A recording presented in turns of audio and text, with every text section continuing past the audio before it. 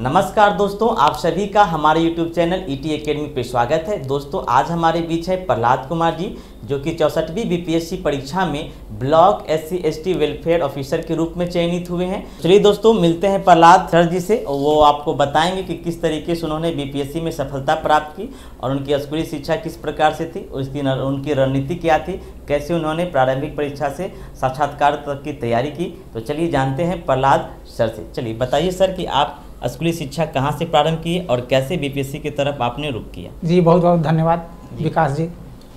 सबसे पहले मैं ईटी एकेडमी कैरियर कंचन परिवार को धन्यवाद करना चाहता हूँ कि उन्होंने हमें इस लायक समझा कि उन्होंने हमें इतना ऑनर दिया कि आप आएँ और उनके छात्रों को मार्गदर्शित करें, और तो इसके लिए आपको सर बहुत बहुत धन्यवाद। जी आपको भी बहुत बहुत धन्यवाद। जी मेरा नाम प्रहलाद कुमार हुआ, मैं बाढ़ जिला पटना का निवासी हूँ और एक छोटे से परिवार से मीडियम लोग परिवार जिसको कह सकते हैं उनसे वहाँ से आता हूँ।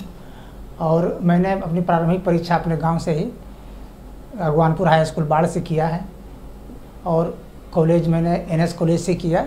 ग्रेजुएशन मैंने मैथ ऑनर्स से किया है। उसके बाद 2007 में मेरा ग्रेजुएशन हुआ था और 2008 में मैं भारतीय रेल में TTE के पोस्ट पर चयनित हो गया। उसके बाद मेरी पोस्टिंग कानपुर सेंट्रल में हो गई। उसके बाद मैंने वहाँ देखा कि हमारे जो मित्र थे वो तैयारी करते रहे, और मेरे भी ये चाहत थे कि नहीं, जिस तरह से मेरी पढ़ाई हुई है मैं इस पद के लिए नहीं हूँ, मुझे कहीं और जाना होगा, और जो मेरे अंदर जो क्षमता है उसका उपयोग यहाँ पर नहीं हो सकता है। तो हमने उस समय तैयारी करनी शुरू कर दी थी और SSC में सिलेक्शन हुआ था, जिसमें मैं जूनियर अकाउंट असिस्टेंट के पद पर चयनित हुआ शहरी विकास मंत्रालय भारत सरकार में। परंतु उसमें मैं नहीं जा पाया क्योंकि दिल्ली जैसा शहर में उस छोटे से पद पे हमें वो कंफर्टेबल नहीं लग रहा था कि इसमें मैं अपना सही समय महसूस नहीं कर पा रहा था कि मैं इसमें ज्वाइन करूं, तो उसको मैंने छोड़ दिया।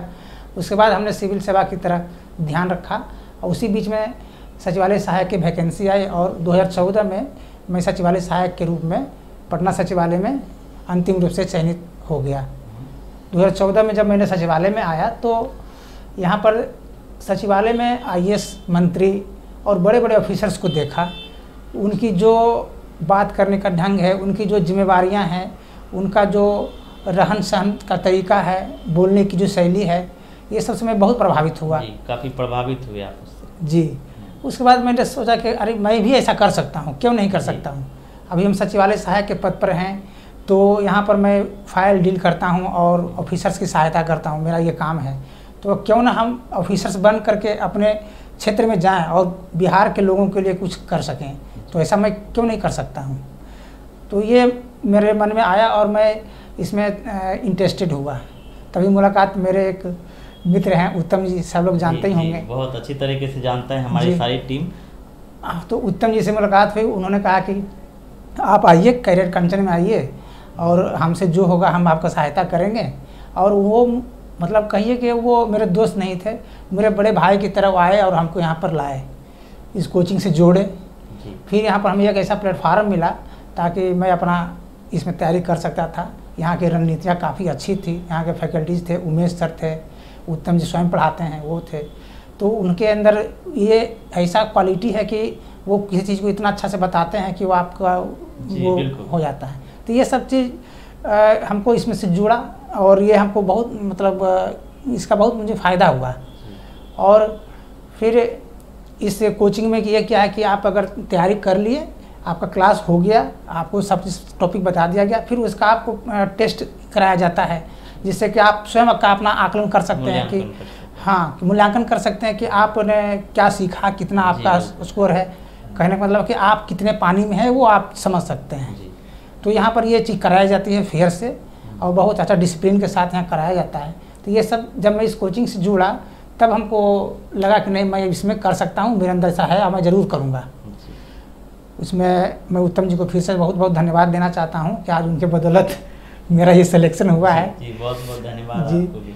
और ये कैरियर कंचन परिवार है जो कि समर्पण भाव से लोगों की मदद कर रहा है, लोगों को एक रोज़गार प्रदान कर रहा है। इसमें कभी भी ऐसा नहीं है कि हाँ अगर आप गरीब घर के बच्चे हैं तो आपको इसमें एडमिशन नहीं होगा इस कोचिंग में, या इस कोचिंग में से आपको निकाल दिया जाएगा।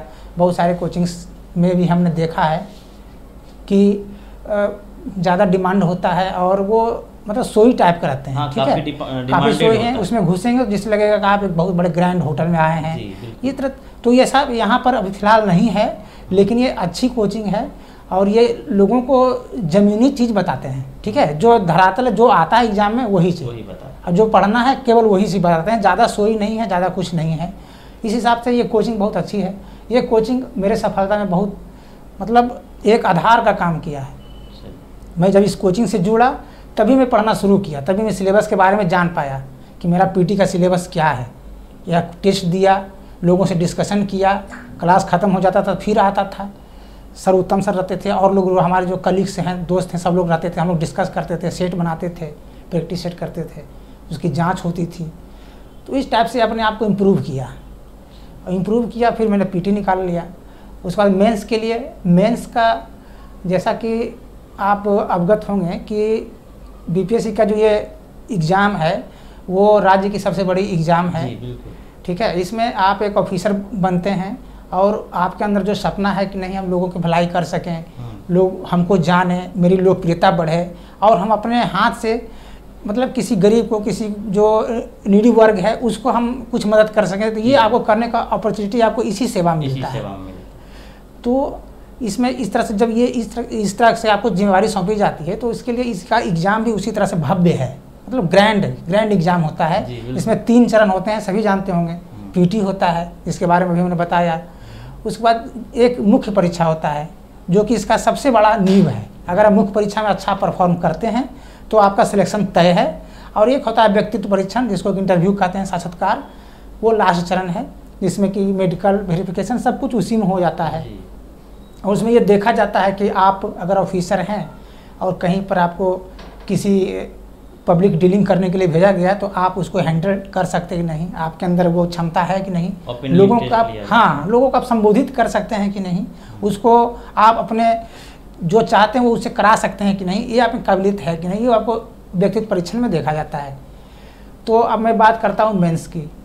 तो मेंस में उत्तम सर ने ही मुझको गाइड किया कि आप पब्लिक एडमिनिस्ट्रेशन रखिए सर, क्योंकि इससे पहले मैं इतिहास से पढ़ रहा था। अच्छा, आपका ग्रेजुएशन में इतिहास सब्जेक्ट? नहीं, ग्रेजुएशन मेरा मैथ ऑनर्स रहा था। हाँ, लेकिन मैं मैथ ऑनर्स रहा था। और चूँकि मैं अपने दोस्तों के साथ में पहले सचिवालय के अपने ऑफिस में ही कुछ लोगों के साथ बैठ कर डिस्कस करते रहता कि क्या करना चाहिए, कैसे पढ़ें, कैसे करें। पहले से था जिस समय उत्तम जी ने हमको इधर नहीं लाया था, उसके पहले की बात कर रहा हूँ। हाँ, कि तो उसमें कुछ और दोस्त थे जो तो उन्होंने बताया कि आप इतिहास लेकर के पढ़िए, क्योंकि वो खुद इतिहास पढ़ते थे। तो इतिहास और LSW हमने रखा था 56-57 में। तो उस समय 2 ऑप्शनल हुआ। हाँ, उसमें 2 ऑप्शनल हुआ करता था, तो उसको मैंने रखा था और उसको सेल्फ स्टडी करता था। उसके बाद उसमें मेरा सिलेक्शन अंतिम रूप से नहीं हुआ। पीटी पास किया था, लेकिन सिलेक्शन से मेरा 70 नंबर छूट गया था। ठीक है, तो उसमें से मेरा नहीं हुआ। तब मैंने सोचा कि क्यों नहीं हुआ भाई, ऐसा क्या रह गया।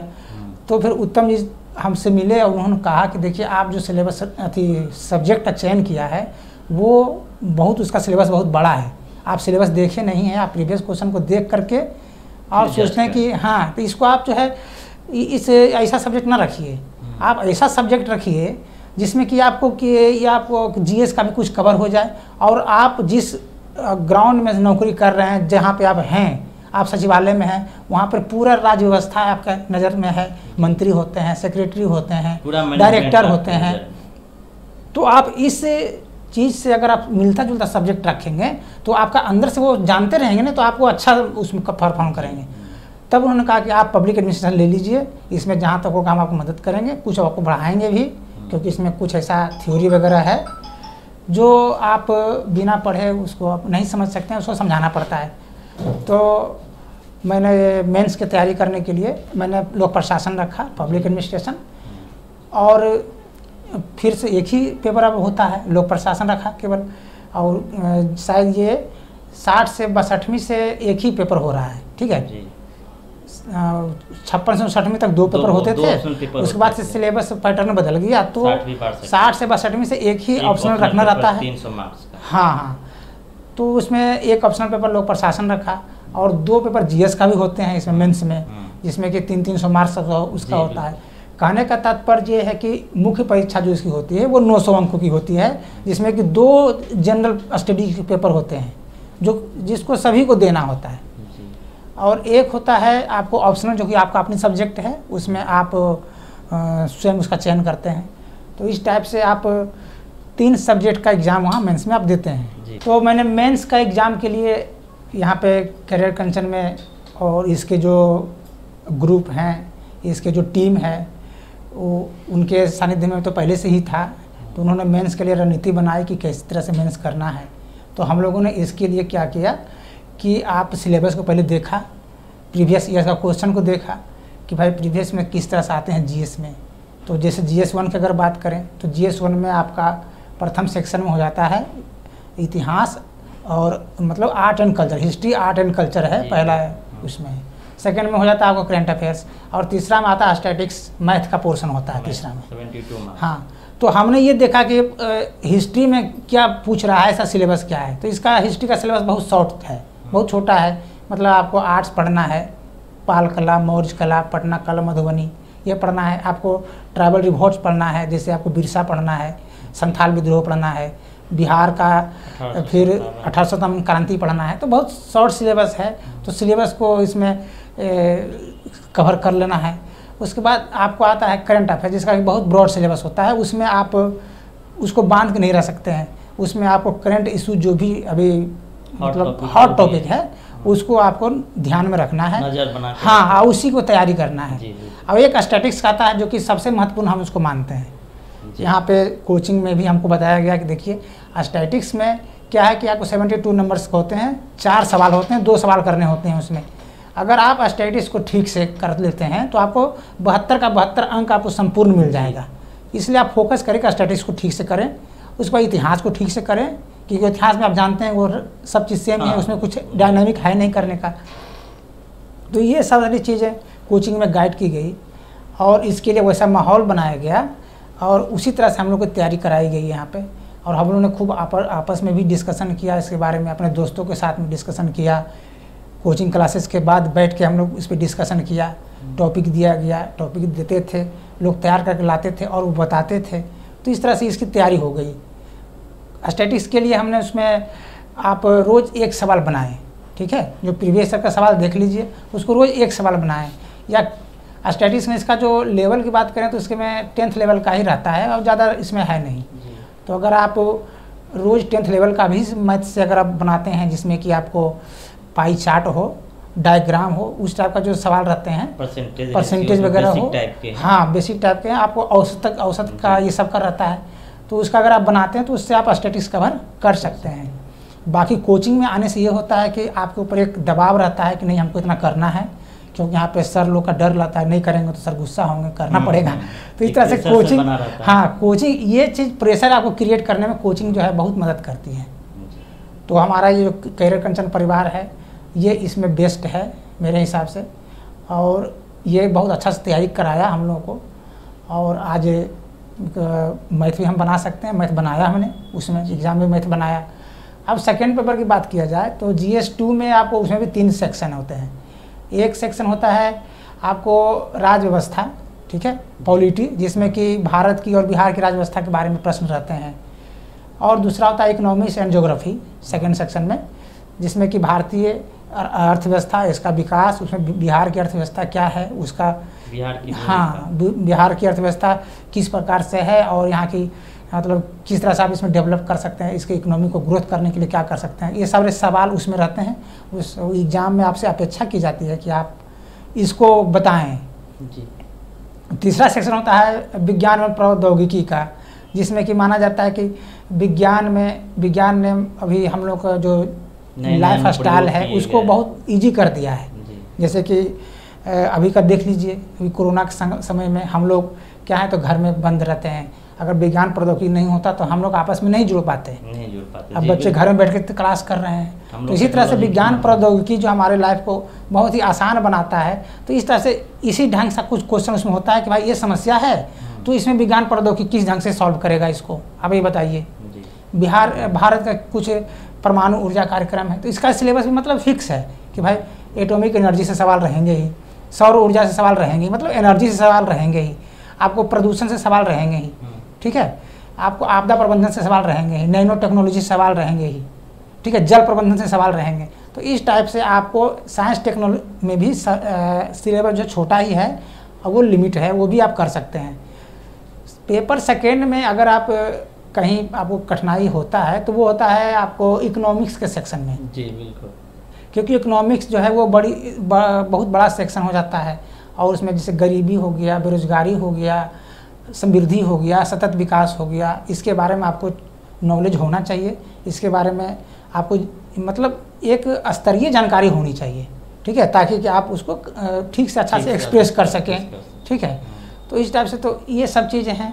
इसके लिए आपको कोचिंग में अच्छा से तैयारी करा दी जाती है। और अगर आप लगे हुए हैं, मतलब आपके अंदर वो जुनून है कि नहीं हमको ऑफिसर बनना है, हमको अपने आप को राज्य के लिए कुछ करना है, लोग समाज के लिए कुछ करना है, तो आप लगे हुए हैं, उसमें आपको कोचिंग बहुत मदद करती है। इसमें और कोई बात तो ज़्यादा है नहीं। चलिए, तो प्रहलाद जी आप बताएं कि बीपीएससी की तैयारी में एक शिक्षक की कहाँ तक की भूमिका होती है, आप हमारे छात्रों से बताएं। देखिए, शिक्षक हैं जिसको हम लोग अपने भाषा में गुरुजी कहते हैं, वो एक मार्गदर्शक होते हैं, ठीक है, करना हम ही को है जी। वो बताते हैं, वो आपको ये गाइड करते हैं कि देखो आप इस रास्ते से चलोगे तो आप जल्दी सक्सेस पाओगे जी। क्योंकि अगर आपके पास टीचर नहीं है, आपके पास वो कोचिंग और ये इसका मार्गदर्शक नहीं है, तो आप भटक सकते हैं, ठीक है। जो सफलता आपको 1 साल मिलेगी वो 5 साल लग जाएगा, और अब अन्यथा ऐसा चीज़ पढ़ लेंगे जिसका कोई उपयोग नहीं है। तो आपको सटीक चीज़ पढ़ना है, क्योंकि सिलेबस इन लोग का लिमिट है, बीपीएससी का सिलेबस लिमिट है, तो उसमें आपको सटीक चीज़ कौन पढ़ाएगा, आपके पास जानकारी होगा तभी ना। तो उसमें आपको एक टीचर जो है उसको गाइड करते हैं। टीचर का काम ही अनुसंधान करते रहना, कोचिंग का काम है कि किस तरह से वो अनुसंधान करे। उनका वो पेशा भी है, उनका पेशा भी है। हाँ, वो सोचते हैं कि नहीं हम किस तरह से पढ़ाएं, क्या क्या भी इशूज़ चल रहे हैं उसके बारे में बच्चों को बताएं ताकि वो परीक्षा में आ जाए। तो इस तरह से वो मतलब आप एक कहिए कि आप एक मिट्टी हैं, गीला हुआ मिट्टी है, उसको आप सेप प्रदान करता है, जो टीचर हो सेप प्रदान करते हैं, तभी आप उपयोगी हो पाते हैं, ठीक है। ऐसे तो आप मिट्टी हैं, गीला है, आपको कौन पूछ रहा है, नहीं पूछेगा, लेकिन वो कोचिंग में ही आपको सेप प्रदान किया और आप राज्य के लिए, समाज के लिए एक उपयोगी साधन हो गए। तो ये है टीचर की महत्ता है। तो आपकी भविष्य में इसको लेकर के क्या रणनीति है, आगे आप क्या करने वाले हैं इस क्षेत्र में, वो हमारे छात्रों को बताएं जरा। देखिए, ये पद वास्तव में एक गरिमामय पद है। आप प्रखंड में हैं, ब्लॉक का SC/ST कल्याण के एक ऑफिसर हैं, उस लेवल का ऑफिसर हैं, तो ये अच्छी पद है। और इसमें अगर आप जाते हैं तो आप कमज़ोर वर्ग के लोग जो भी हैं उनको उनका आप अपग्रेडेशन कर सकते हैं, उनको विकास की मुख्य धारा से जोड़ सकते हैं। क्योंकि जैसा कि हम लोग सब जानते हैं कि संविधान में ही इनको SC/ST वर्गों को प्रोटेक्शन दिया गया है, आरक्षण दिया गया है कि भाई ये जो है सदियों से दबे कुचले लोग हैं, इनको आरक्षण नहीं जब तक देंगे तब तक ये समानता जो होता है ना, इक्वलिटी में नहीं आ पाएंगे, ये समाज की मुख्य धारा में नहीं आ पाएंगे। तो आप इस पद पे रह करके आप इसको समाज की मुख्य धारा में जोड़ सकते हैं, उनको एजुकेट कर सकते हैं। वो गरीबी है तो उनको आप लोन दीजिए, भाई तुम ये कर लो, तो ये कर सकते हैं। आप रोज़गार दे सकते हैं, उनका हेल्थ सेक्टर में सुधार कर सकते हैं। तो आपके पास बहुत सारी अपॉर्चुनिटी हैं जिसमें आप ये कर सकते हैं, ठीक है। तो ये सेवा करने का सबसे बड़ा एक ओहदा है और इसमें नो डाउट कि अच्छी सेवाएं हैं। और मैं ये चाहूँगा कि जब मैं फील्ड में रहूँगा तो मैं अपना पूरा एफर्ट लगाऊँगा लोगों को कि भाई आप आइए, हमसे जितना सहायता हो सके लें। मैं फील्ड में जाऊंगा, देखूंगा। अभी भी आप पेपर अखबार में देखते होंगे कि जो अनुसूचित जाति जनजाति वर्ग है उनके साथ दुराचार की घटनाएं होती रहती है। जैसे अभी पूर्णिया की घटना में देखा कि किस तरह से उनके घरों को जला दिया गया, बच्चे थे, महिलाएं थी, वृद्धा थी, जला दिया गया, प्रशासन मौन रहा, सब कुछ हो जाने के बाद प्रशासन पहुंचता है। तो आप देख सकते हैं कि अभी भी उनके साथ भेदभाव किया जाता है। तो इसलिए ये ज़रूरी है कि नहीं, आपस में आप अगर इस पद पर हैं और वहाँ जाते हैं तो आप इन लोगों के लिए कुछ कर सकें, लोगों को मुख्य धारा में ला सकें, उनको उनके जीवन स्तर को ऊंचा कर सकें। क्योंकि जब तक वो बराबरी नहीं रहेंगे वो सदियों से दबे कुचले थे और दबे कुचले रहेंगे। इसलिए आपको उसको कहना कि नहीं, बच्चे को तुम काम नहीं कराओ, पढ़ाओ। देखो सरकार ये दे रहा है, हमारा SC/ST कल्याण विभाग सचिवालय में है, वो आपके लिए इतनी सारी फैसिलिटी दे रही हैं। आप बच्चे को क्यों नहीं भेजते हैं? आपका कस्तूरबा थी स्कूल खुला हुआ है, उसमें भेजिए, वह मदद करेंगे, छात्रवृत्ति देंगे हम लोग। कोई SC/ST प्रति अत्याचार होता है उसमें आप रहेंगे तो उसको आप SC/ST एक्ट के तहत उसके ऊपर कार्रवाई कर सकते हैं। तो इस तरह से आप अपना उसमें आप दे सकते हैं, लोगों का कल्याण कर सकते हैं, लोगों का जीवन स्तर को ऊंचा कर सकते हैं। ये अवसर इस पद में मिलता है और अगर मैं इसमें जाता हूँ तो मुझे बहुत खुशी होगा कि मैं इसमें कर पाऊँगा और लोगों से जुड़ूँगा। और जी, तो आपकी तैयारी के दौरान आपके बीच क्या क्या समस्याएं उत्पन्न हुई और उन समस्याओं का समाधान कैसे किया, आपने छात्रों को बताएं? क्योंकि छात्र परेशान रहते हैं, बीच बीच में उन्हें ऐसी समस्या आती है जिससे वो दिशाहीन हो जाते हैं। तो आप मेरे छात्रों को बताएं कि आपके पास जो चुनौतियां आई, जो समस्या आई, आपने उनका समाधान कैसे किया? क्योंकि आप ऑलरेडी जॉब में थे और जॉब में रहने के बावजूद आपके पास समय का काफ़ी अभाव रहता होगा और हमारे कई छात्र भी जॉब में हैं। तो आपके उसके लिए आपका क्या संदेश है, कैसे वो जॉब में रह करके तैयारी कर सके, आपसे बताएं। देखिए, ये एग्ज़ाम मतलब वन लाइनर तो नहीं है कि आप इसको इजी में लें और निकाल लें। जी, ऐसा नहीं है। इसमें एक आपको धैर्य की आवश्यकता पड़ती है। ठीक है, आप धैर्यपूर्वक रहें। मेरा भी 56 में नहीं हुआ था तो हमको बहुत लगा कि अरे यार मेरे दोस्त सेलेक्ट हो गए और मैं रह गया।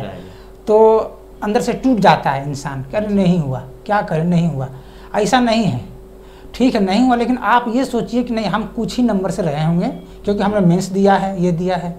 और जहाँ है आपको जो बिगिनर हैं, जो अभी स्टार्ट करना चाह रहे हैं इस एग्ज़ाम के प्रिपरेशन के लिए, तो उनके सामने समस्या आती है।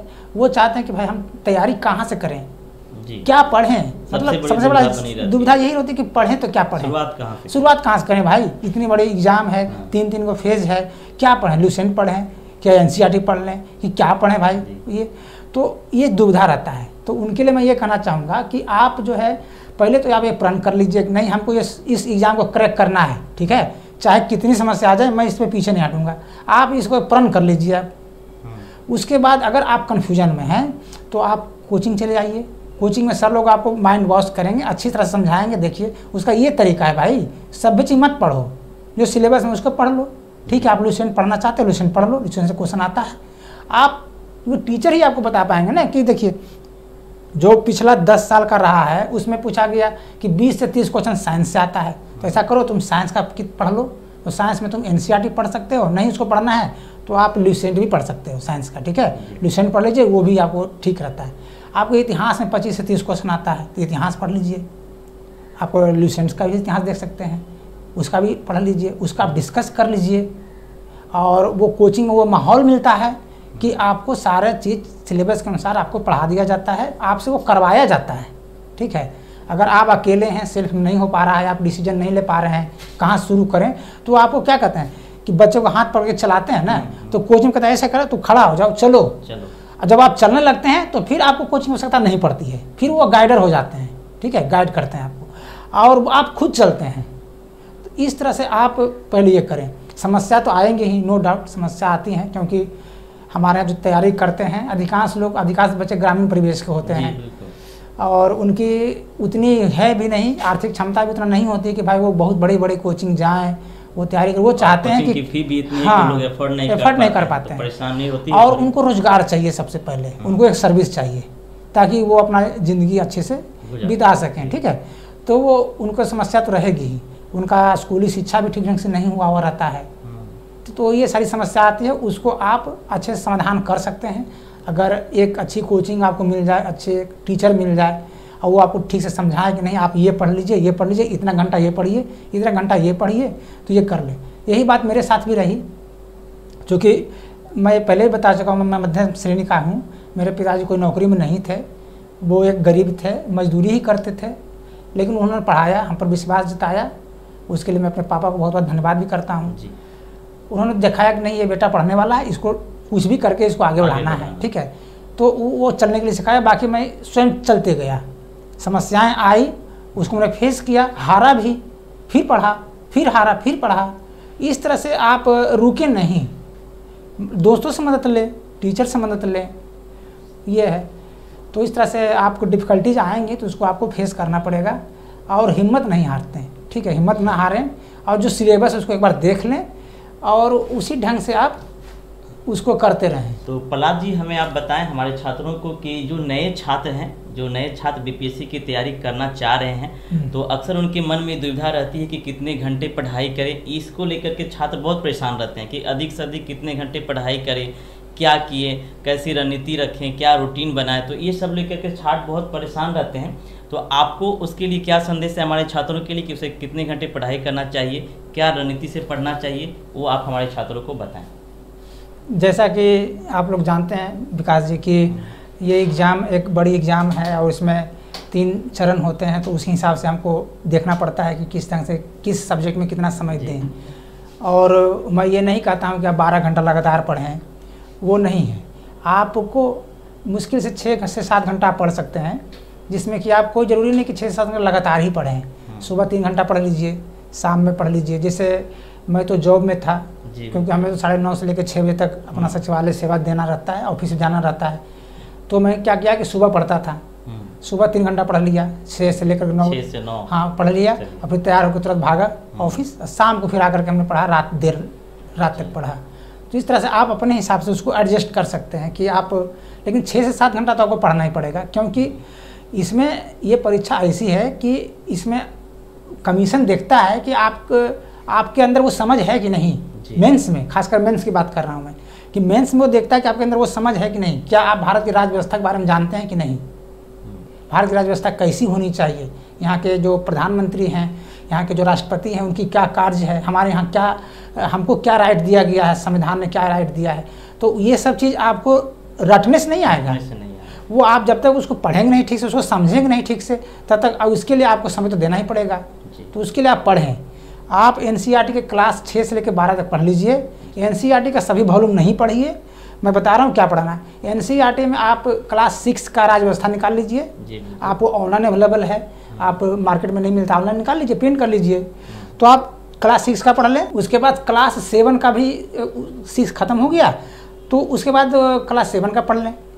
लेकिन क्लास 6 खत्म होने के बाद राज व्यवस्था मत पढ़ना शुरू कर दें क्लास 6 का, मैं ये कहना चाह रहा हूँ। आप पॉलिटी स्टार्ट करिए तो पॉलिटी को पूरा कर लीजिए, 6 का पढ़ लीजिए, 7 का पढ़ लीजिए, 8 का पढ़ लीजिए। क्योंकि जब आप 7 का पढ़ रहे होते हैं क्लास, तो उसमें आपको आता है कि देखिए आप क्लास 6 में ये चीज़ पढ़े थे, उसी में कंटिन्यू कर रहा हूँ। जैसे समानता का चैप्टर है, उसमें आप क्लास 6 में पढ़िएगा तो उसमें है समानता का, कि समाज में समानता किस तरह से है। यहाँ हमारा देश बहुत बड़ा है, यहाँ पर भांति भांति के लोग रहते हैं, बहुत सारे कल्चर्स अलग हैं, हाँ भाषा अलग हैं, और गरीबी है, अमीरी है। तो लोग देखते हैं कि समानता कैसे रहेगा, क्योंकि हमारा देश जब आज़ाद हुआ था उस समय बहुत समस्याएं थी। सभी को एक ऐसा संविधान देना था कि तब सभी लोग बराबर हो सकें। तो ये सारी चीज़ें उसमें बहुत डिटेल से अच्छी से समझाया हुआ है। तो आप उसको पढ़ लें। लोग क्या करते हैं, सीधे लक्ष्मीकांत पढ़ना शुरू कर देते हैं। पहले तो ऑब्जेक्टिव निकालते हैं एल्यूसेंट वगैरह से, जो भी ईटीसी। उसके बाद उसको मेंस जब हो जाता है, पीटी पास कर गए, तो मेंस के लिए लक्ष्मीकांत पढ़ते हैं। हम भी कहते लक्ष्मीकांत पढ़िए, लेकिन लक्ष्मीकांत पढ़ने से आपको समझ में बहुत चीज़ नहीं आएगा, ठीक है। तो उसके लिए क्यों नहीं आएगा, क्योंकि लक्ष्मीकांत टू द पॉइंट लिखा हुआ है सिविल सेवा की दृष्टि से। वो आपको बच्चा नहीं समझ रहा है, वो समझ रहा है कि आप एक सिविल सर्वेंट बनने वाले ऑफिसर हैं, और इसी ढंग से लक्ष्मीकांत लिखा हुआ है। जैसे न्यायिक सक्रियता का चैप्टर लिखा हुआ है, वो 2 से 3 पन्ना में लक्ष्मीकांत खत्म कर दिया है। उसको पढ़ लीजिएगा तो आपको शुरू में नहीं समझ में आएगा, जब तक कि आपको एनसीईआरटी उसको नहीं पढ़े रहिएगा। तो आपको बेसिक जो थेफ्ट है, जो आपको नॉलेज है, वो एनसीईआरटी देता है। तो मैं ये कहना चाहता हूँ कि आप एनसीईआरटी पढ़ें, एनसीईआरटी जरूर पढ़ें। राज्य व्यवस्था का निकाल कर पढ़ लीजिए, अर्थव्यवस्था का पढ़ लीजिए, एक भूगोल का पढ़ लीजिए, बस ये 3 चीज़ पढ़ लीजिए, ठीक है। साइंस टेक मत पढ़िए, साइंस का नहीं पढ़ना, 3 चीज़ पढ़िए ना, उसमें आपका हो जाएगा। एनसीईआरटी का ये सब 6 से लेकर 12 तक, नहीं तो 8-9 तक तो 10 तक तो जरूरी पढ़ लीजिए। तो ये एनसीईआरटी हो गई। उसके बाद आपको मेंस के लिए आप लक्ष्मीकांत प्रेफर कर सकते हैं, उसको देख लीजिए थोड़ा सा, जो टॉपिक अच्छा है उसमें, मतलब जो आता है, जो सिलेबस में कवर हो रहा है, तो उसको भी देख लीजिए, एक बार पढ़ लीजिए ताकि आपका समझ और डेवलप हो जाए। इकोनॉमिक्स में आपको एनसीईआरटी का एक है भारतीय, क्लास 11 की किताब है एनसीईआरटी का, भारतीय अर्थव्यवस्था का विकास, ठीक है। उसमें जनगणकीय लाभांश, भारतीय अर्थव्यवस्था आज़ादी के पहले कैसे थी, आज़ादी के बाद कैसे रही, किस तरह से विकास हम लोगों ने किया, क्योंकि अंग्रेज यहाँ 150 साल शासन कर गया था, वो तो हम लोग को शोषण करके, मतलब कुछ था कहाँ, वो तो बस चला गया, हम लोग के पास छोड़ दिया, लो भाई इतनी बड़ी आबादी संभालो इसको। तो वो सारी विकास कैसे हुआ, वो सारा चीज़ उसमें बहुत अच्छे ढंग से बारीकी से समझाया हुआ है। निर्धनता क्या है, गरीबी क्या, इसको दूर करने के लिए क्या उपाय, क्यों इतना गरीबी है हमारे यहाँ, इतनी आबादी बढ़ रही है, इसको कैसे कंट्रोल करें, ये सारे चीज़ उसमें अच्छे से आपको समझाया हुआ ताकि आप समझ जाएं कि निर्धनता क्या है, उसको कैसे लिखना है। तो ये सारे चीज़ है जो कि एनसीईआरटी में मिल जाता है। तो आप एनसीईआरटी को फॉलो ज़रूर करें। जो नए बिगनर्स हैं मैं कहना चाहता हूँ कि आपके पास समय बहुत है, अभी आप स्टार्ट कर रहे हैं, आप एनसीईआरटी पढ़िए। एनसीईआरटी बिल्कुल बच्चा की तरह आपको समझाएगा और उससे आपका कंसेप्ट बहुत क्लियर होगा। फिर आप कोई भी किताब पढ़ेंगे, कोई पत्रिका पढ़ेंगे, आपको ईजी रहेगा, आराम से आप लिख दीजिएगा। तो एनसीईआरटी पढ़ लीजिए। उसके बाद आपको साइंस टेक में समस्या आती है कि साइंस टेक में कौन सा बुक रेफर करें, ये दिक्कत होता है। साइंस टेक में लोग जनरली, बहुत सारे लोग तो बनाते ही नहीं है, कुछ भी लिख के चल आते हैं, वो पास भी कर जाते हैं क्योंकि उनका दोनों पोर्शन मजबूत होता है। साइंस टेक में 2 ही क्वेश्चन लिखना है, वो निकल जाते हैं। लेकिन मेरे हिसाब से नहीं, साइंस टेक को भी अच्छा करना चाहिए।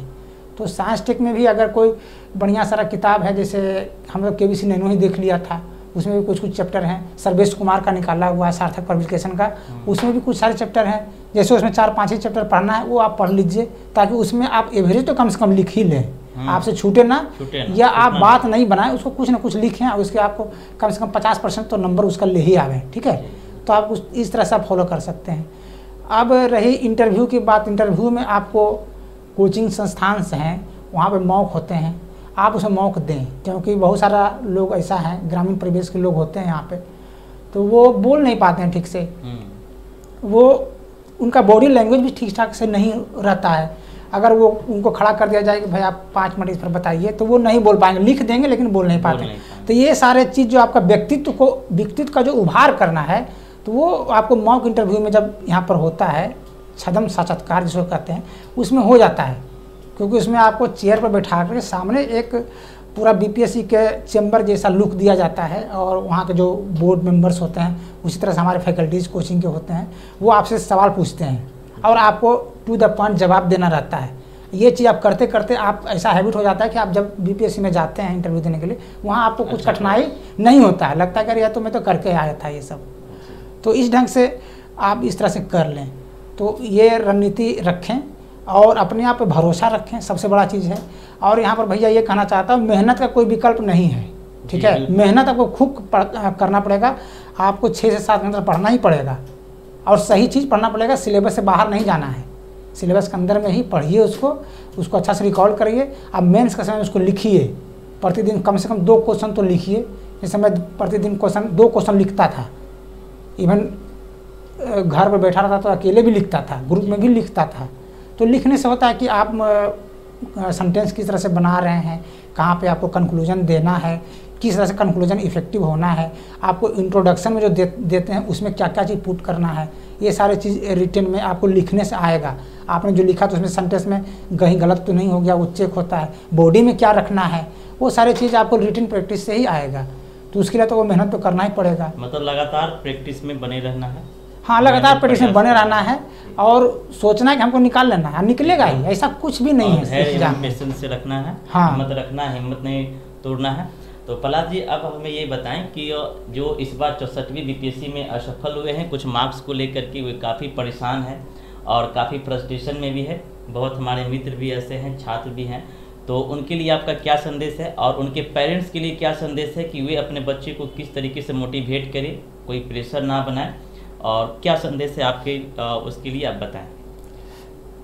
जैसा कि विकास जी आपने बताया कि फ्रस्ट्रेट होते हैं, तो इसमें ये सही बात है। जब एग्ज़ाम क्रैक नहीं होता है, आप इंटरव्यू दे चुके हैं और फाइनल रिजल्ट आता है तो आपका नाम नहीं है, तो आप बहुत टूट जाते हैं, क्योंकि आप एज्यूम कर लेते हैं कि हम ऑफिसर हैं, ऑफिसर बनने वाले हैं, अब बन गए हैं, और अचानक आपको पता चलता है कि आपका नाम नहीं आया, तो आप अंदर से टूट जाता, लगता है कि छोड़ दो किताब, नहीं होगा, ऐसा होता है। मतलब आप ये हो जाते हैं। तो इसे होता है, ये नेचुरली है, ह्यूमन नेचर है। किसी को भी चोट लग जाएगा तो उसको दर्द तो होगा ही, तो एक तरह से चोट लग जाता है और आप टूट जाते हैं, नहीं करने लगता कि छोड़ दो किताब अब नहीं हो पाएगा। लेकिन नहीं, आप दूसरे एस्पेक्ट को देख लीजिए कि अगर आपका नहीं हुआ, इसका मतलब है कि आप थोड़ा सा ही चूके होंगे।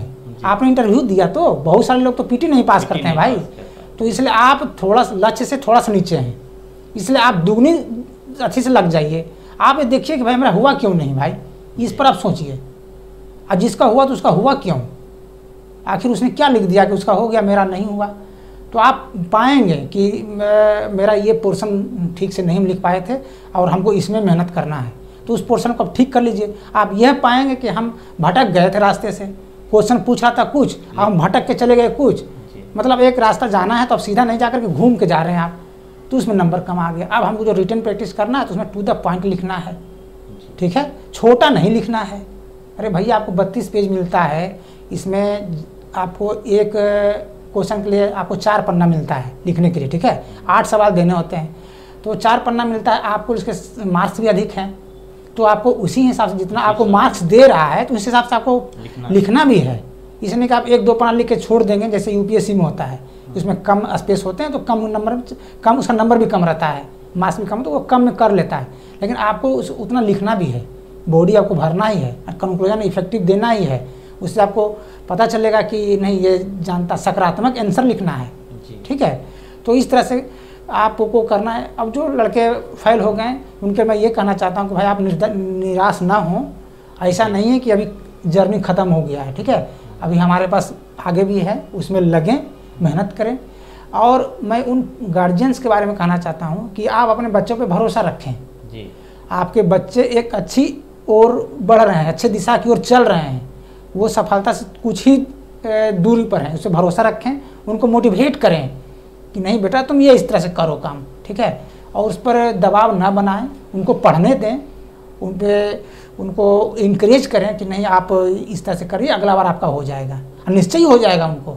हमारे यहाँ तो बहुत अच्छा ट्रेंड हो गया है, जैसे 66वीं है, 65वीं का बहुत सारा एग्जाम दे दिए होंगे, 66वीं या 67वीं भी आने वाली है, अक्टूबर में आ जाएगी उम्मीद है। तो इस तरह से हमारे पास अपॉर्चुनिटी है, आप मेहनत करके लग जाएँ, उनको भूल जाएँ जो हुआ सो, अब आगे हमको कैसे करना है। तो यही मैं कहना चाहता हूँ एस्पिरेंट्स सबको। चलिए, तो बहुत बहुत धन्यवाद आपका प्रहलाद जी कि आपने हमारे मंच पे इतना समय दिया, हमारे छात्रों के बीच आपने बहुत सारी बातें शेयर की। तो मुझे उम्मीद है कि छात्र आपको बहुत पसंद करेंगे, आपको सुनना चाहेंगे। तो चलिए, बहुत बहुत धन्यवाद आपका हमारे चैनल पे। तो धन्यवाद, चलिए, थैंक यू सर।